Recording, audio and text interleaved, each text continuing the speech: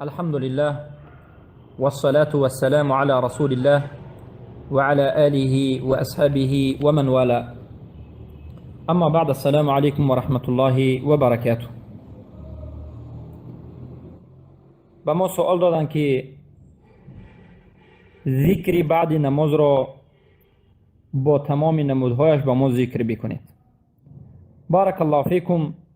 ما چندین بار بیان کردیم که ذکری بعد از نماز، البته بعد از تمام کردن نماز فرض ذکر کردن، این موافق سنت است. بارک الله فیکم. و ذکر این است که بعد از اینکه انسان نماز فرض را تمام میکند،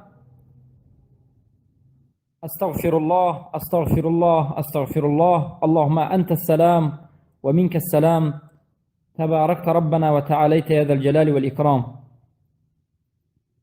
و بعد از این لا اله الا الله وحده لا شريك له له الملك وله الحمد وهو على كل شيء قدير را 10 بار میگوید.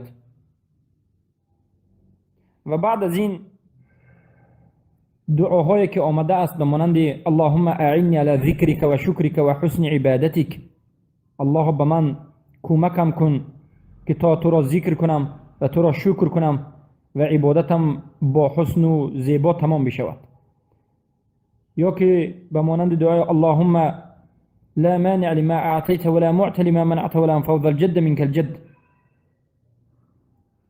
الله هیچ منع کننده نیست آن چیزی را که تو دادی و آن چیزی را که تو منع کردی هیچ کس داده نمیتواند. یا که دعای دیگری اللهم إني أعوذ بك من عذاب القبر ومن عذاب جهنم ومن شر فتنة المحيا والممات ومن شر فتنة المسيح الدجال. الله من به تو پناه میبرم از عذاب قبر و عذاب جهنم یعنی دوزخ و از فتنه مسیح دجال و از فتنه زندگی و وفات کردن و از فتنه مسیح دجال. مسیح دجال یعنی دجال. و بعد از این به تسبیح گفتن شروع میکند. تسبیح یعنی سبحان الله و بعد از این الحمدلله و بعد از این الله اکبر. البته ذکری که به سبحان الله الحمدلله الله اکبر آمده است به 6 نمود آمده است. نمودی اول این ذکر 33 بار سبحان الله گفتن، 33 بار الحمدلله گفتن، 33 بار الله اکبر گفتن که هر سهش 99 بار می شود. و در آخر لا اله الا الله وحده لا شريك له له الملك وله الحمد وهو على كل شيء قدير را گفتن که با این 100 بار می شود. که این نمود ذکر به نهایت ذکر معروف است که اکثر مردم و اکثر امت اسلام این نمود تسبیح و تمحید و تکبیر گفتن را می دانند. و دلیلش حدیث ابو هریره رضی الله عنه است که از رسول اکرم صلی الله علیه و سلم روایت می کنند که در صحیح مسلم در کتاب مساجد این حدیث آمده است. حدیث یعنی حدیث است: من سبح الله في دبر كل صلاة 33 وحمد الله 33 وكبر الله 33 فتلك 99 وقال تمام 100 لا إله إلا الله وحده لا شريك له له الملك وله الحمد وهو على كل شيء قدير غفرت خطاياه وإن كانت مثل زبد البحر. هر کسی که بعد از تمام شدن نماز یا که بعد از عقب هر یک نمازش 33 بار سبحان الله بگوید، 33 بار الحمدلله بگوید، 33 بار الله اکبر بگوید که هر سهش 99 بار می شود. و در آخر که 100 بار برای رقم 100 رسیدن لا اله الا الله وحده لا شريك له له الملك وله الحمد وهو على كل شيء قدير را بگوید، تمام خطاهایش بخشیده می شود اگر چنده که مثل کفک بحر باشد. و این حدیث دلالت می کند که 33 بار الحمدلله، 33 بار سبحان الله، 33 بار الحمدلله، 33 بار الله اکبر گفتن بعد از هر یک نماز اجر ثواب زیاد دارد و این سنت رسول الله، سنت قولی رسول اکرم صلی الله علیه و سلم است که با قولشون بیان کردند، یعنی با سخنشون. کفک بحر به نهایت کفک زیاد است. وقتی که انسان به نزد بحر رفته است میبیند که کفک به نهایت زیاد دارد. گناه انسان وقتی که به مانند این کفک‌ها زیاد باشد هم الله سبحانه و تعالی بعد از این ذکرها خواهد بخشید. و صفت دومی یا که نمود دومی تسبیح کردن بعد از نماز این 33 بار سبحان الله گفتن، 33 بار الحمدلله گفتن، 34 بار الله اکبر گفتن که هر سیش 100 بار می شود. نمود اول هر سیش 99 بار می شد، اما نمود دوم هر سیش 100 بار می شود. دلیل حدیث کعب ابن عجرة رضی الله عنه عن رسول الله صلى الله عليه وسلم قال: معقبات لا يخيب قائلهن أو فاعلهن دبر كل صلاة مكتوبة 33 تسبيحة و33 تحميدة و34 تكبيرة. و این حدیث هم در کتاب صحیح مسلم آمده است، حدیث صحیح است. و معنای حدیث این است که هر کسی که بعد از عقب هر یک نمازهای فرضی 33 بار سبحان الله بگوید، 33 بار الحمدلله بگوید و 34 بار الله اکبر بگوید، لا یخیب قائلهن، یعنی با هیچ یک ضرر و خسارت و بدی گرفتار نخواهد شد. عموما این حدیث دلالت میکند که 33 و 34 بار در آخر الله اکبر گفته می شود. و نمودی سومی تسبیح تمحید و تکبیر گفتن بعد از نماز این هر سهش را یک باره میگوید 33 بار، به مانند اینکه سبحان الله والحمد لله الله اکبر، سبحان الله والحمد لله والله اکبر، سبحان الله والحمد لله والله اکبر گویان هر سهش را جمع گویان در یک حالت جمع ذکر میکنید که در آخر 33 بار میشد، یعنی 33 بار در حالت جمع ذکر میکنید. و این نمود هم از حدیث ابو هریره رضی الله عنه روایت شده است که رسول اکرم صلی الله علیه و سلم بیان میکنند که بعد از عقب نماز کسی بگوید که 33 بار و 33 بار سبحان الله والحمد لله و الله اکبر، هر سهش را 33 بار در یک حالت جمع کرده بگوید، جایز است. که این حدیث هم در بخاری و مسلم، یعنی حدیث متفق علیه، ذکر شده است. حدیث از ابی هریره است که میگویند جاء الفقراء إلى النبي صلى الله عليه وسلم فقالوا ذهب أهل الدثور من الأموال بالدرجات العلى والنعيم المقيم. فقیرانی که در زمان رسول اکرم صلی الله علیه و سلم زندگی میکردند، قنبغلان به نزد رسول الله صلی الله علیه و سلم آمدند و گفتند که یا رسول الله، آنانی که غنی هستند، پول و مال دارند، درجه های بالا را نصیب می شوند و به نعمت های بسیار خوب سزاوار می گردند. یصلون کما نصلی، انسان های باز نماز می خوانند مثل که ما نماز می خوانیم. یصومون کما نصوم، روزه می گیرند چخیلی که ما روزه می گیریم. و لهم فضل من اموال یحجون بها و یعتمرون و یجاهدون و یتصدقون.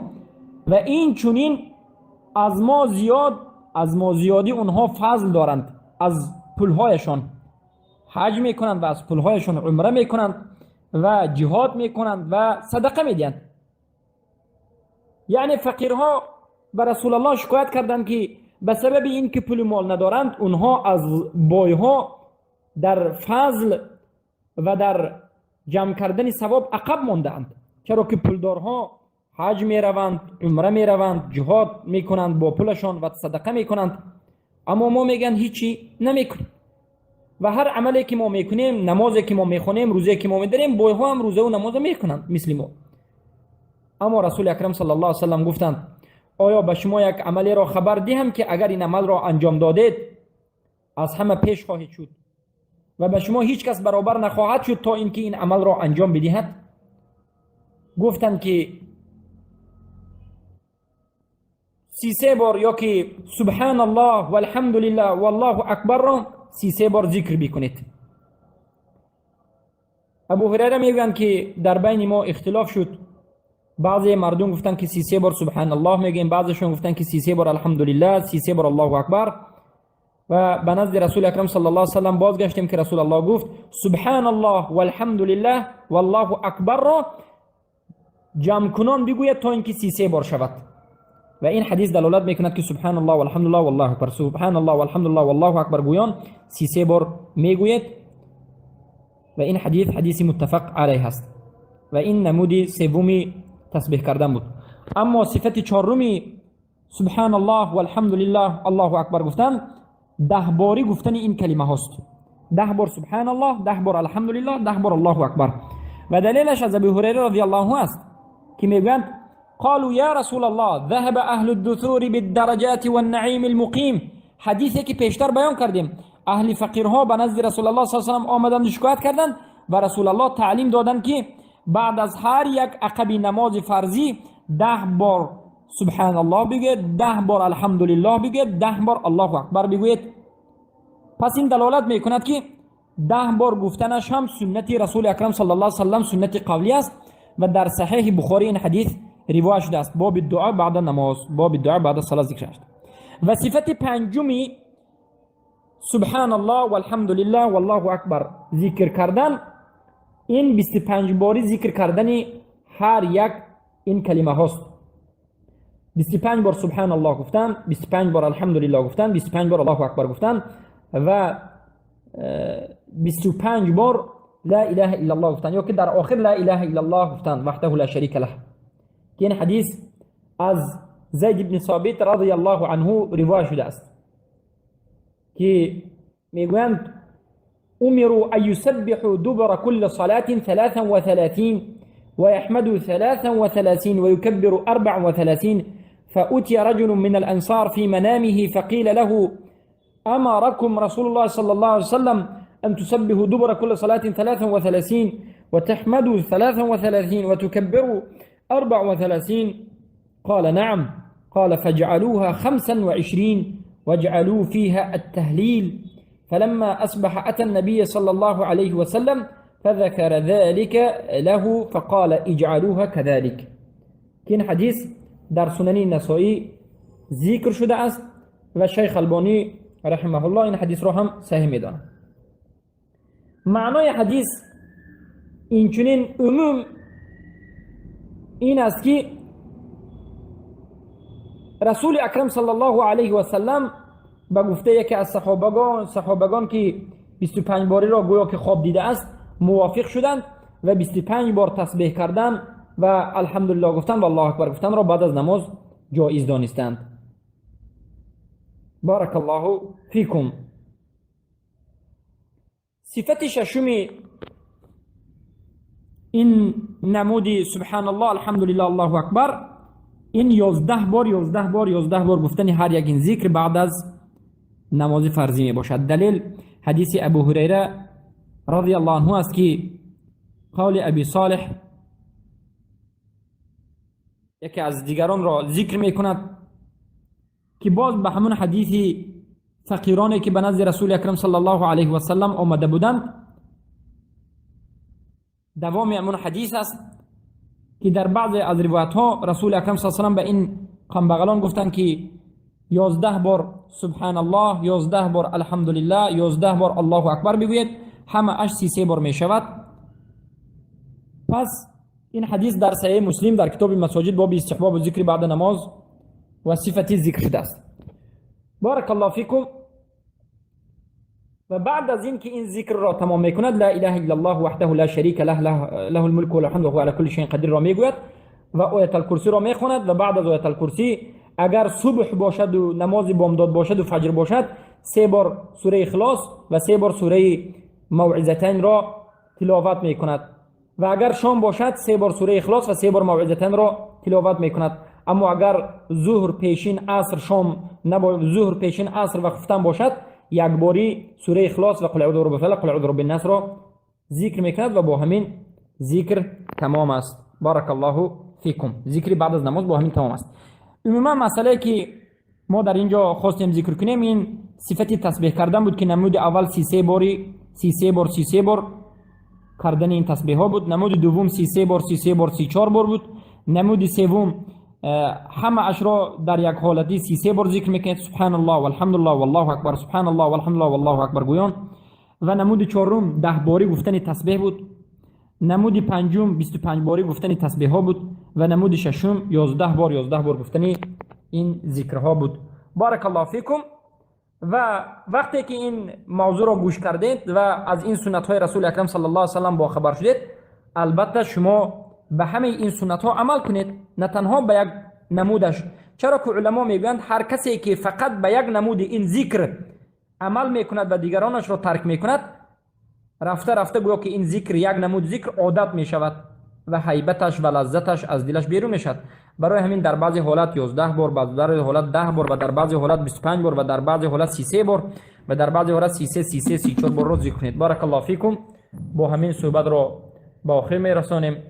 سبحانك اللهم بحمدك اشهد ان لا اله الا انت استغفرك واتوب اليك.